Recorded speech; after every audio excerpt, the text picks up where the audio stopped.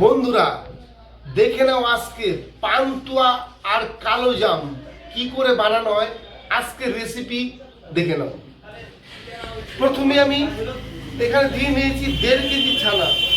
1.5 KG ছানাতে দিয়ে নেব আমি 40 গ্রাম চিনি। এই 40 গ্রাম চিনিকে আমি মাখিয়ে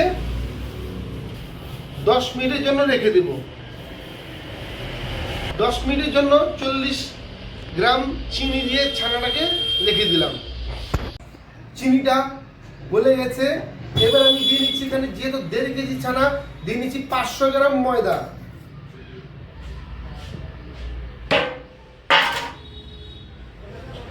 এই ময়দাটাকে ভালো করে মাখাতে হবে।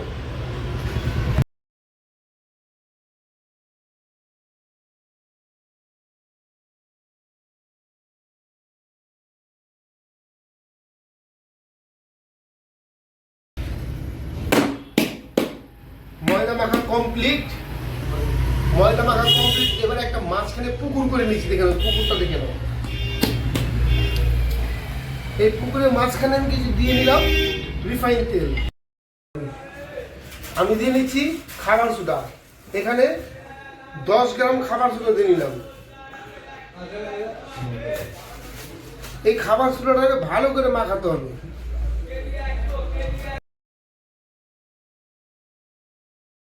আমি যেভাবে দেখাচ্ছি অবশ্যই এভাবেই চেষ্টা করবেন বানানোর জন্য, সফলতা অবশ্যই পাবেন।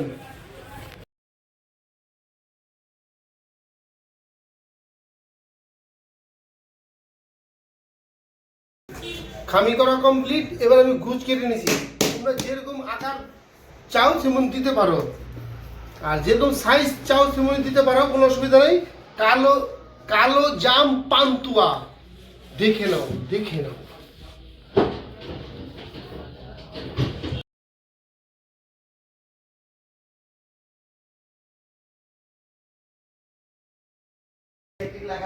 গুজ কাটা কমপ্লিট। এবার আমি মালটা পাকিয়ে নিচ্ছি, দেখে নাও। সর্বপ্রথমে আমি এই তেলের মধ্যে কিছুটা রিফাইন তেল দিয়ে নিব, যাতে লেগে না যায়। এবার আমি গোল গোল আকারে পাকিয়ে নিচ্ছি, দেখে নাও।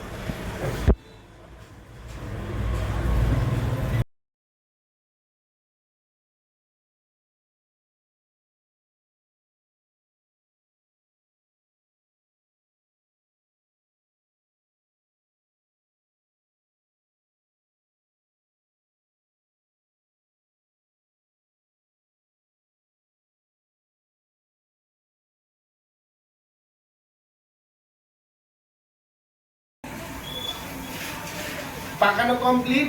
এবার আমি রস করে ভেজে নিচ্ছি কালো জাম পান্তুয়া।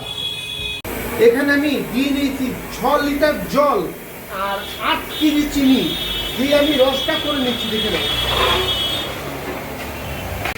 রস কমপ্লিট হচ্ছে। দেখো, এই রসের থেকে নোংরাটা আমি তুলে নিচ্ছি, যেটা আমাদের ভাষায় গাদ বলা হয়।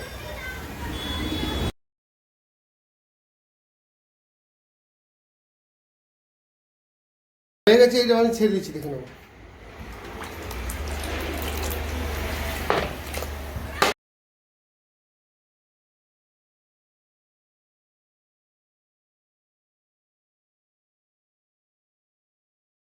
আমি হাত দিয়ে দেখে নিলাম খাস্তা কেমন আছে। খাস্তাটা ঠিক আছে।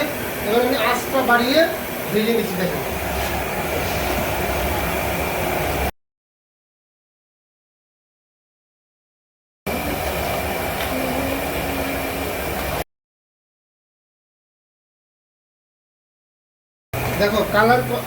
দেখো কালার কমপ্লিট আছে। এবার আমি তুলে নিচ্ছি।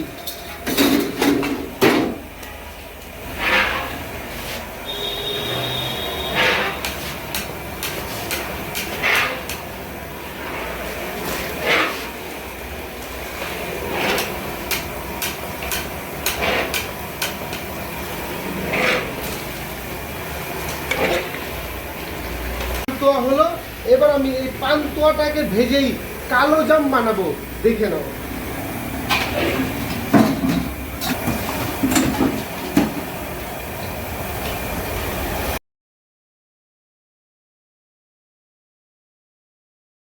দেখে নাও পান্তুয়াটাকে ঢেকে আমি কালো জাম করলাম।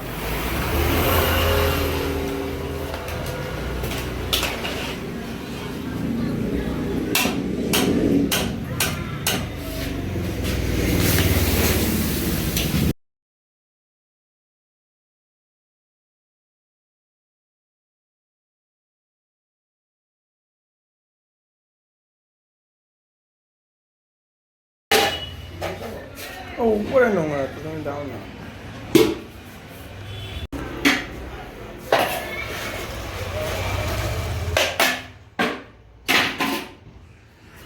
এবার আমি এটাকে 20 মিনিটের জন্য ঢেকে দিচ্ছি। বন্ধুরা, এই হচ্ছে কালো জাম পান্তুয়া। দেখে নাও কত সুন্দর কালো জাম আর পান্তুয়া। যদি আমার ভিডিও তোমাদের ভালো লেগে থাকে প্লিজ লাইক কমেন্ট শেয়ার করে একটা সাবস্ক্রাইব করে দেবে, আর একটা শেয়ার এই পারে আমাকে একটু এগিয়ে নিয়ে যেতে।